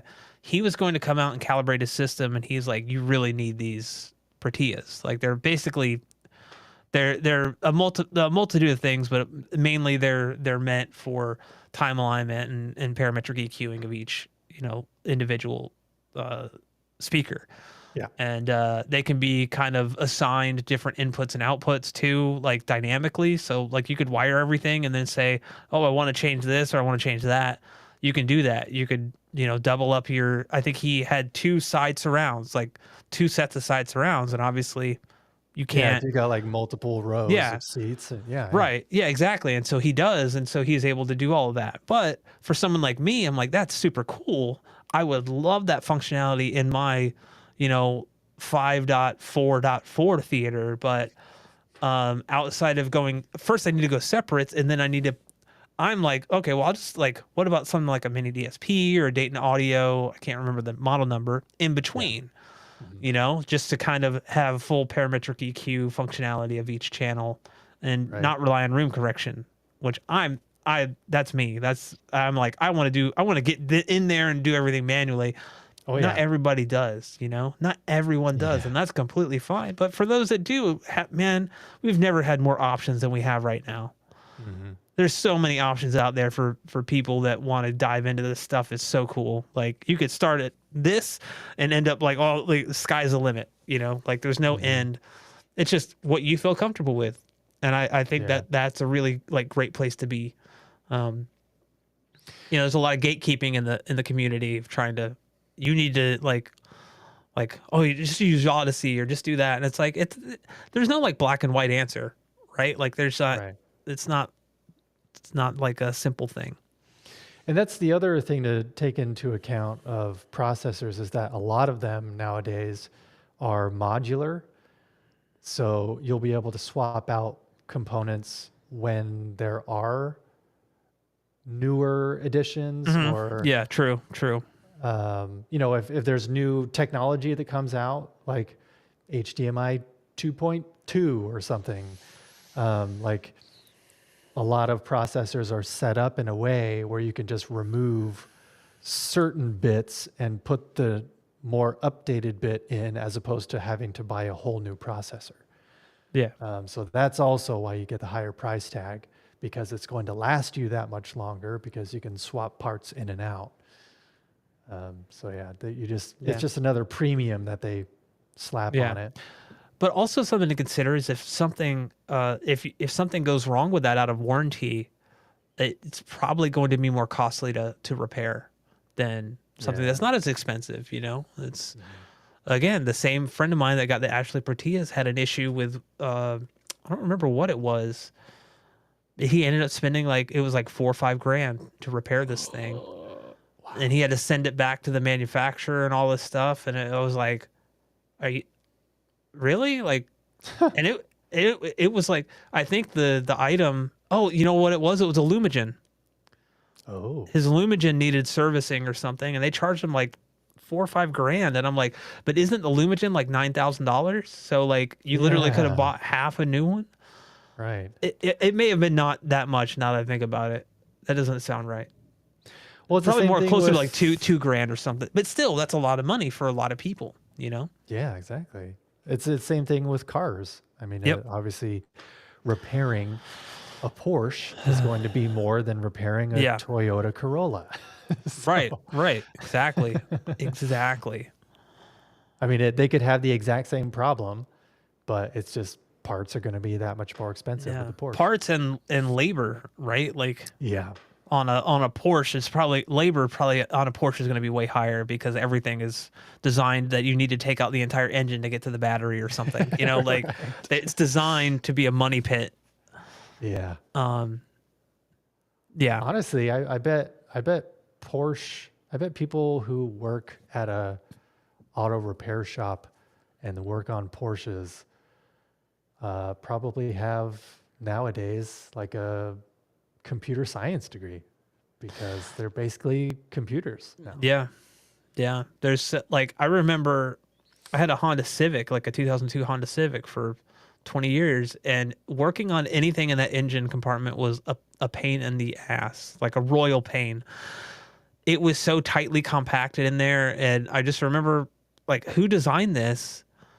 And it's to get to certain things you had to take out other things, and I was like, what the heck? This is on a Honda, which is a very reliable car, but it was even doing some simple maintenance on it, You know, you had to take this out, or like you couldn't fit your hands in between this one thing. And I'm like, Oh, yeah, dude, it stunk. You know, I think I yeah. remember like help my dad like replace the clutch in it because it was a manual, and like we had to take out like a ton of stuff to get to it, to just get to the transmission. It was like ridiculous the amount of things that weren't even connected to the transmission that we had to take out that were just kind of in the way, Yeah.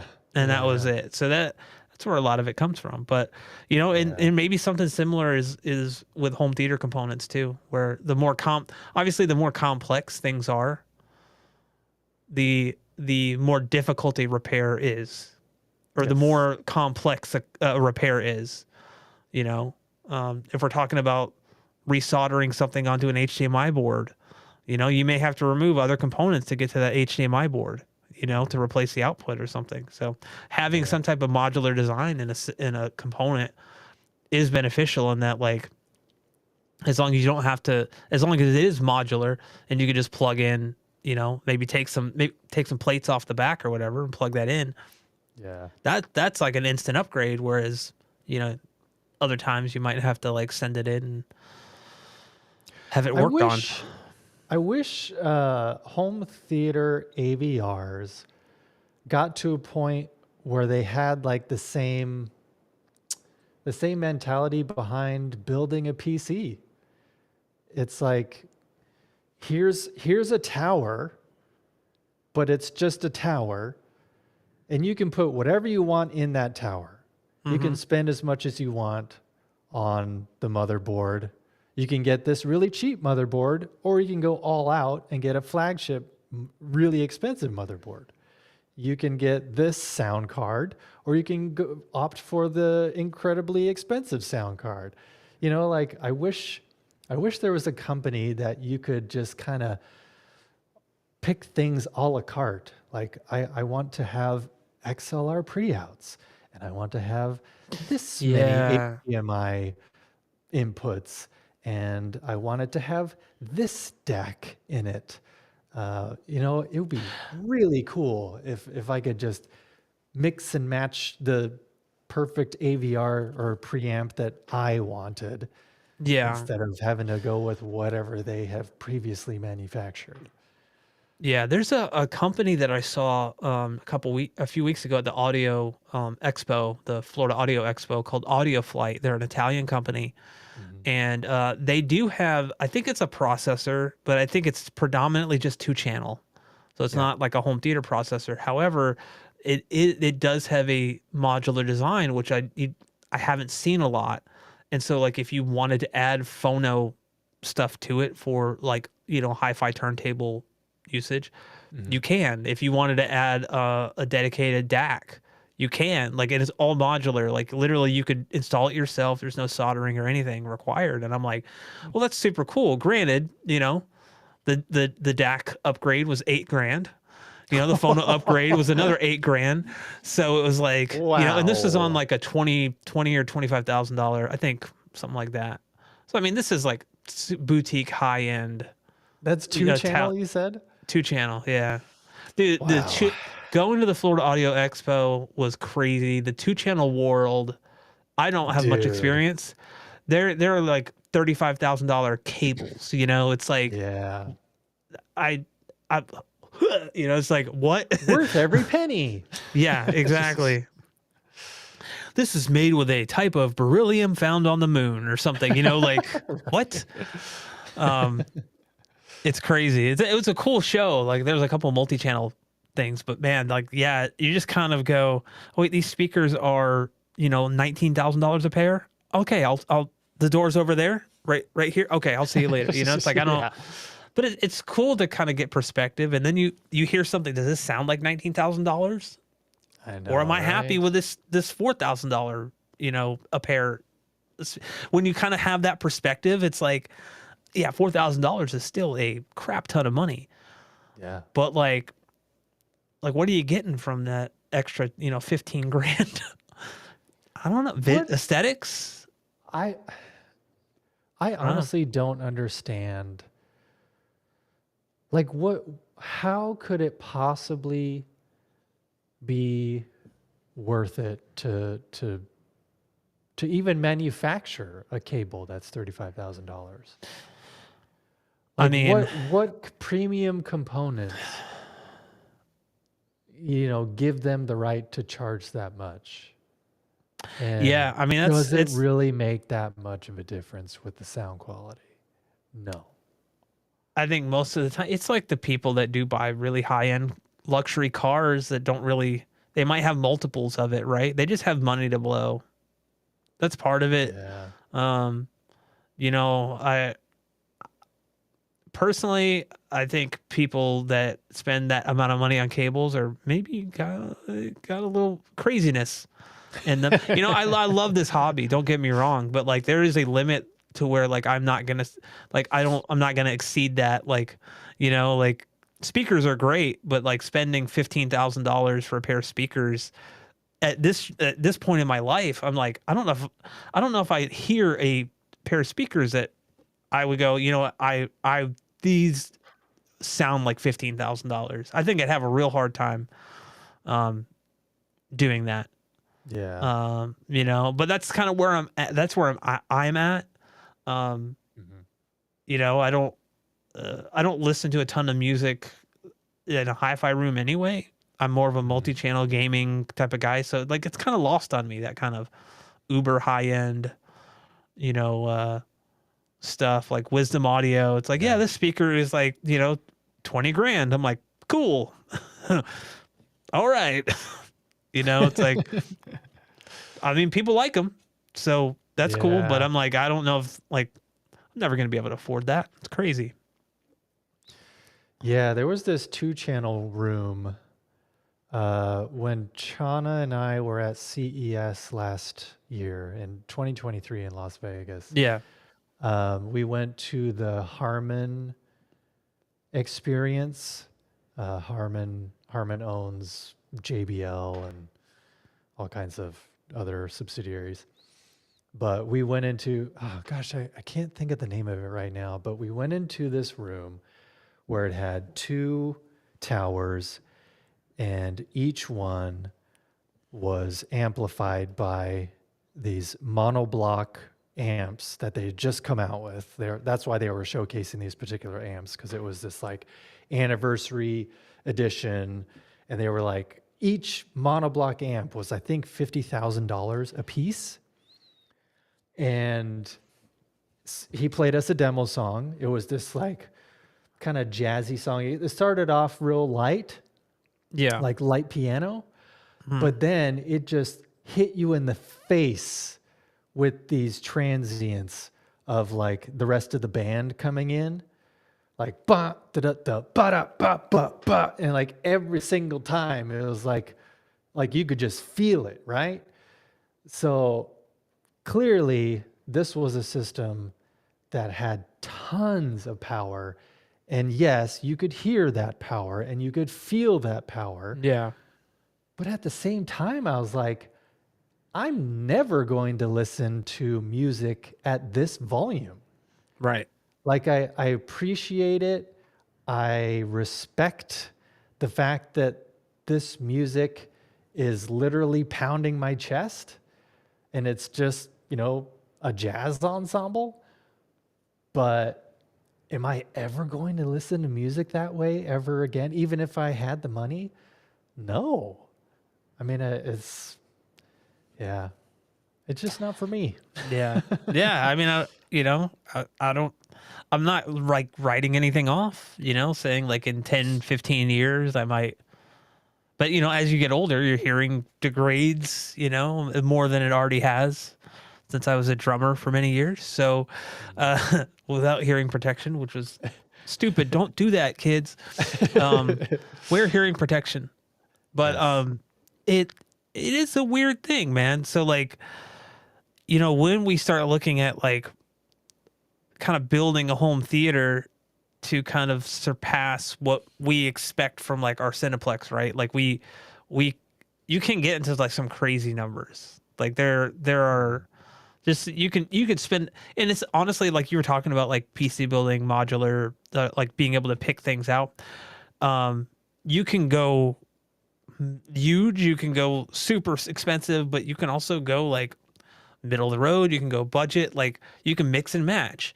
I think most people will look at speakers and everything and go, or in projectors, because that's the main thing that you think about. But like most of the time, if you're just going to shove those in a room without thinking about the room acoustics, you're throwing money away. You're throwing performance away.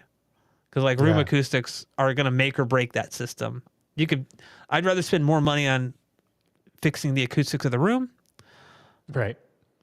And then like putting, lesser speakers in that room if you have to. Because at the end of the day, the room is going to make the sound the way it is. It's going to sound either good or bad, or too reflective, or too dry, or not, It's like, I want hardwood floors on all the surfaces. Hardwood floors, that make sense out of that one. Hardwood floor walls? What did you just say, Brad? Yeah. I mean, hardwood floors, they come in little planks. Just put them on the wall. Someone tiles like the entire wall, like it's like a bathroom, like a shower tile. Just, it sounds great. I record drums in here. Wow. Yeah. Hey, I'm going to step out for a second. Sure. Is that all right? Yeah. I shall return. You shall return. Let's see. I'm just kind of looking at some comments here. I go over some comments real quick. I saw one. Let me see. Where was it? I actually do agree with this 100%. No sense to debate price, but you can criticize the science. Absolutely. Absolutely. Seeing a lot of, like I've seen a lot of systems that are in just doing home theater tours with Youth Man and stuff like that. There's a lot of money spent on gear and stuff, and that's cool. Like, it gives me ideas about what it's really great, because I would never criticize anyone for anything really in their theater. Would I do things differently? Of course. Like, I think just seeing anything like that, I would always do things differently. Like Ealan might look at my theater and go like, oh, I like what he did there, but I don't agree with that, or I don't like that. And vice versa. Like, you get ideas and you draw inspiration from wherever you can. It's like recently I was like, man, you know what? For some reason, I've never tried all 4 of the subs I have in my room sealed. And I went and did that. And man, I'm like loving how they sound. Loving how they sound after calibration. And it's like, okay, cool. Like, but someone might go, no, I love ported. I don't like sealed. Just has never worked for me. I was like, okay, cool. Like, it's hard to describe the difference anyway. So like, yeah, whatever you need to do, but at the same time, it's like, yeah, man, I have a limited amount of money that I could pour into this stuff, and I want to get the most out of everything. And that's, I think, where I take like the kind of inspiration, or not really the inspiration, but I'll look at what people have and I'll go, I'm not going to go out and buy a Kaleidoscape, because my whole home theater is the equivalent price of a Kaleidoscape system, between the player and the server. Yeah. Not really a priority for me there.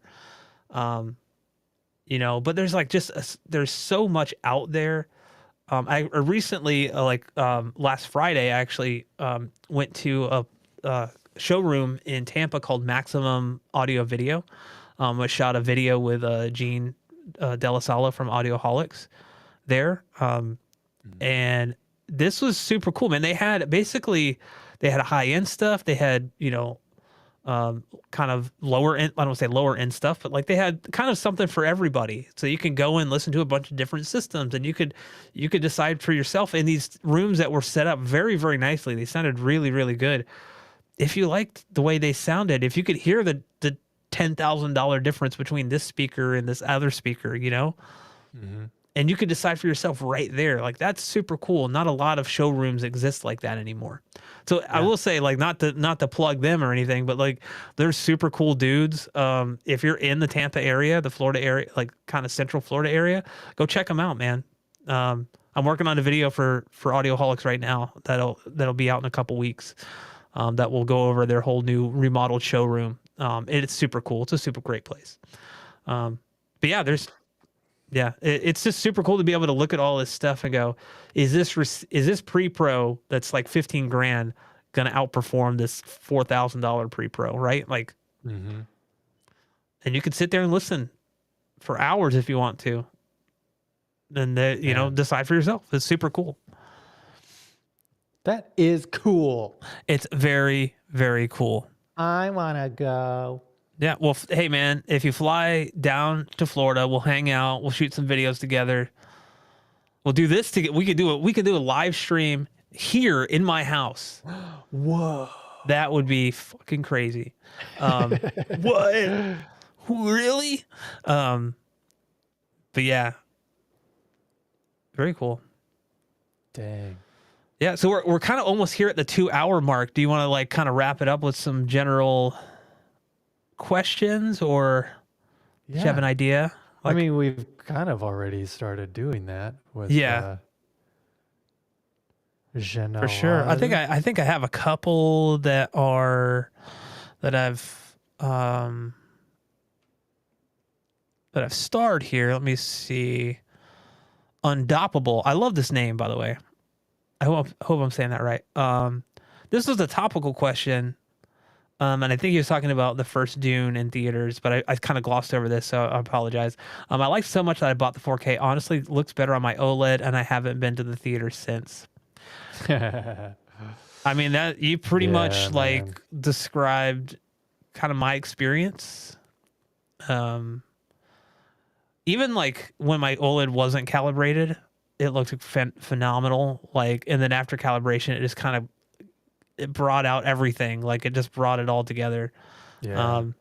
I have the LG C1 OLED, which has a notorious problem with near black gamma tracking, and so there's some crushed blacks out of the box that a calibration will fix.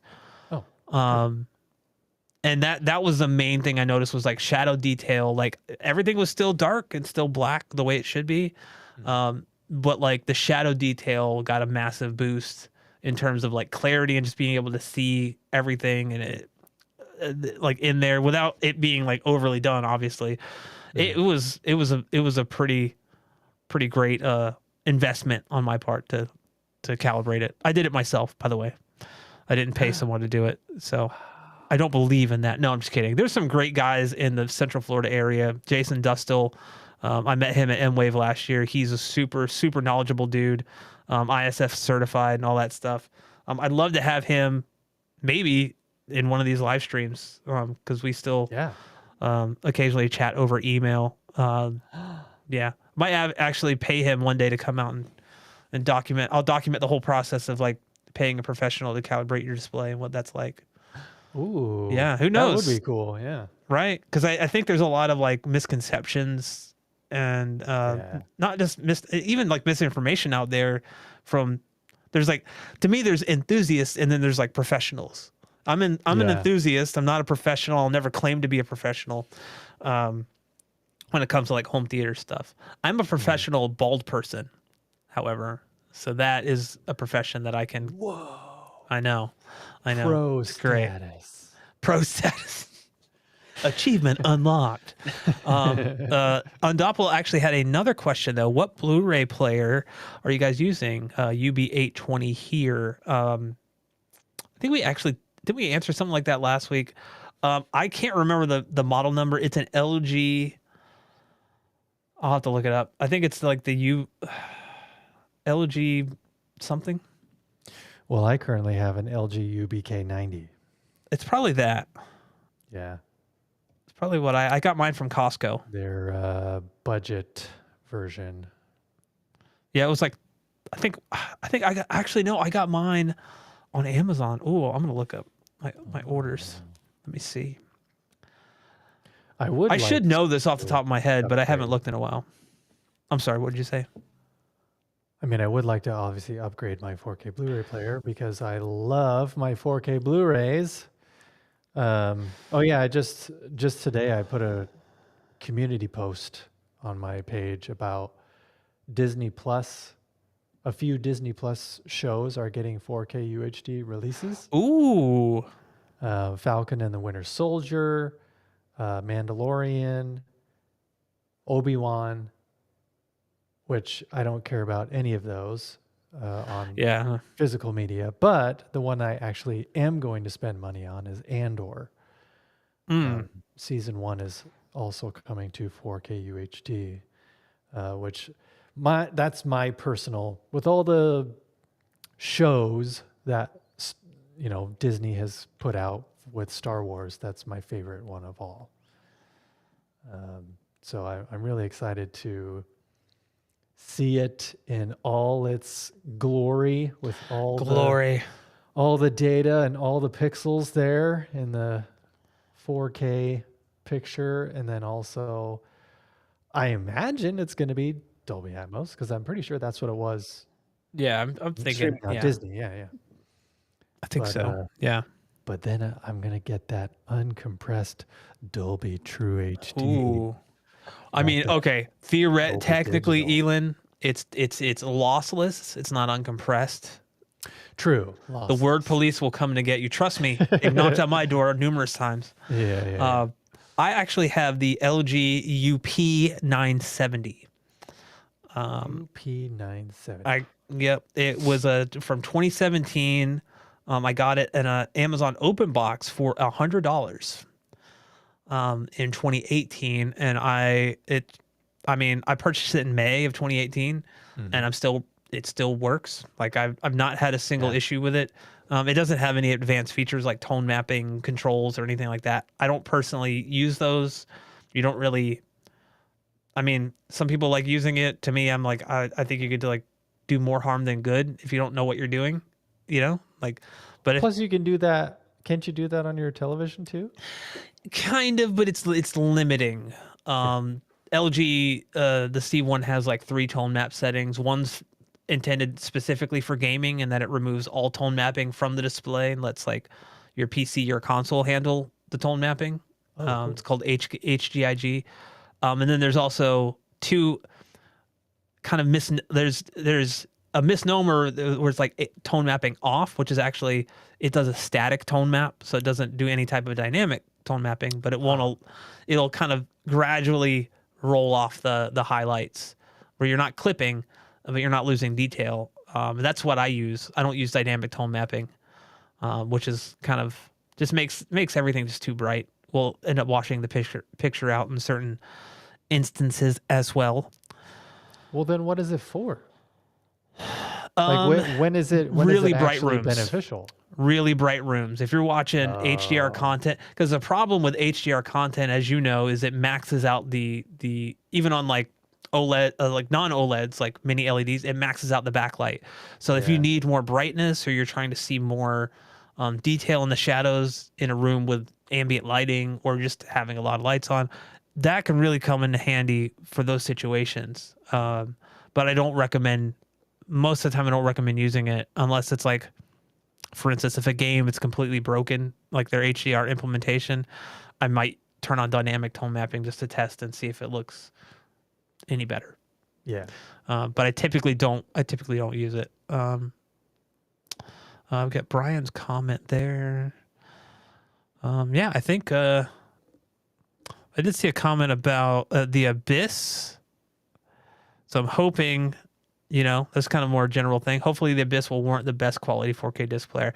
I've seen the stream of it, the web version of it, and it looks great. It looks far and away better than True Lies.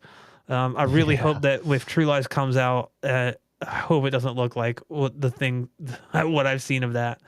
Right. Oh, God, it's so bad looking. The Abyss actually looks okay. I'm hoping that the 4K Blu-ray will look even better. But yeah, heck you were yeah. saying you were just watching The Way of the Water, right? Yeah. How was that? Oh, I didn't know where you were going with that. That would be the logical thing next. I won't talk about the movie itself, because people are gonna have their own opinion of the movie. I can say it was a nice turn your brain off type of movie. You didn't really have to think a lot about stuff. No, James It was Cameron. it. Yeah, and there was like some nice action. It kind of fit. Like I've been looking for like my wife was really in the mood for, just kind of sci-fi action, you Mhm. know, and not heavy like Dune or Blade Runner type stuff, you know. Yeah. And this kind of fit that bill very very well. But visually, I think it looked great. I noticed some weird like I was watching the 4K Blu-ray. Um, I was trying to decide if what I was seeing sometimes was like macro blocking or compression artifacts. Mm. Um, yeah, I mean, the HDR implementation was amazing. I mean, obviously the CGI is amazing. There was Yeah. none of that like uncanny valley most of the time. There was one specific scene with a giant like monster squid thing that I was like, eh, camera got too close to it and the textures looked kind of funky to me. But Yeah. that's me nitpicking. Um, How do what's the source? Were you watching it on? 4K Blu-ray. I just said that. Yeah.